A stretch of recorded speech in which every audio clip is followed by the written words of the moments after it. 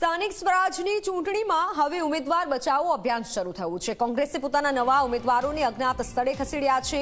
રાજકોટ સુરતમાં કોંગ્રેસ ઉમેદવારો અજ્ઞાત સ્થળે લઈ જવાયા છે।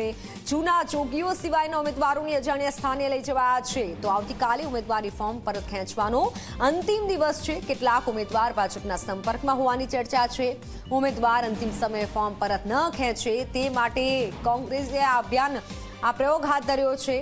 રાજકોટમાં 40 ઉમેદવારો અજ્ઞાત સ્થળે લઈ જવાયા। સુરતમાં પણ 40 મજબૂત ઉમેદવારોને અજાણ્યા સ્થાને લઈ જવાયા છે। તમામ ઉમેદવારોને ફોન બંધ રખાયા છે। તમામ ઉમેદવારોના હાલ ફોન બંધ આવી રહ્યા છે। કોઈની સાથે વાતચીત નહીં ઉમેદવાર કરી શકે।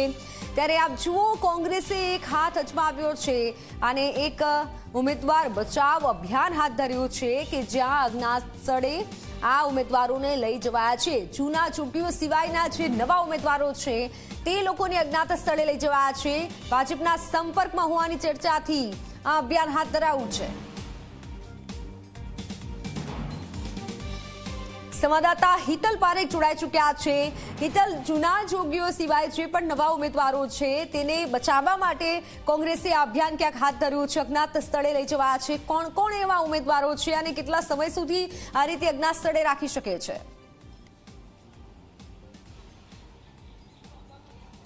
જી મિત્તલ, ચોક્કસ એવું કહી શકાય કે રાજનીતિમાં કાવા દાવા કરવા એ સ્વાભાવિક છે અને સ્વાભાવિક છે કે ક્યાંક ને ક્યાંક ભાજપની જે રણનીતિ રહી છે એ રણનીતિ અંતર્ગત જોવા જઈએ તો ચૂંટણી યોજાય એ પહેલાં જ બેઠકો કબજે કરવી આ પ્રકારની એક રણનીતિ રહી છે અને ક્યાંક ને ક્યાંક તેના જ કારણે કોંગ્રેસમાં પણ ભયનો માહોલ હોય છે, કારણ કે કોંગ્રેસના ઉમેદવારો છે એ લોભ લાલચમાં આવીને જતા રહે એ પ્રકારની કોંગ્રેસની પણ સ્થિતિ છે અને તેના જ કારણે કોંગ્રેસે ચૂંટણી લડતા પહેલાં હાર ભાડવી ન પડે એટલા માટે આ પ્રકારની રણનીતિ અપનાવીને એ રાજકોટ હોય કે સુરત હોય બંને જગ્યાએથી જે નવા ચહેરાઓ કોંગ્રેસે મેદાનમાં ઉતાર્યા છે અને તે લોકો આ પ્રકારના સામ દંડ ભેદમાં ન આવે એટલા માટે અજ્ઞાત સ્થળે લઈ જવાનો નિર્ણય લીધો છે। સ્વાભાવિક છે કે અજ્ઞાત સ્થળે તેઓને લઈ જવામાં આવ્યા છે, ક્યાંક ને ક્યાંય પરિવાર સાથે પણ સંપર્ક ન થઈ શકે એ પ્રકારની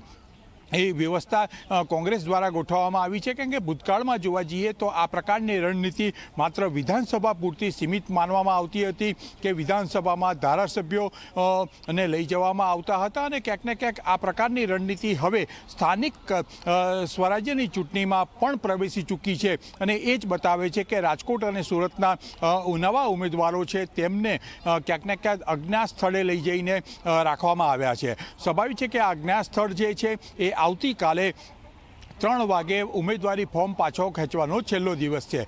જો ક્યાંક ને ક્યાંક આ ઉમેદવારો અજ્ઞાત સ્થળથી કોઈ ભાજપના સંપર્કમાં હોય એવા ઉમેદવારો હોય કે જે લોભ લાલચમાં આવીને પોતે ફોર્મ પાછું ખેંચી લે તો કોંગ્રેસની સ્થિતિ ફિક્સમાં મુકાય અને ક્યાંક ને ક્યાંક કોઈ ઉમેદવાર ડરીને પણ જો ફોર્મ પાછું ખેંચી લે તો કોંગ્રેસને ચૂંટણી પહેલાં જ એ બેઠક ગુમાવવાનો વારો આવે। એટલા જ માટે કોંગ્રેસે અત્યારે આ રણનીતિ અપનાવી છે અને એ રણનીતિ અંતર્ગત તેઓને લઈ ગયા છે। સ્વાભાવિક છે કે એનો મતલબ એવો પણ થાય કે આવતીકાલે 3 વાગ્યા સુધી આ તમામ ઉમેદવારોને કોંગ્રેસ અજ્ઞાત સ્થળે રાખશે અને ક્યાંક ને ક્યાંક ત્યાર 3 વાગે ફોર્મ પરત ખેંચવાનો જે સમયગાળો છે એ પૂર્ણ થશે, ત્યાર પછી આ ઉમેદવારોને રાજકોટ અને સુરત પાછા લાવવામાં આવશે। જી મિત્તલ।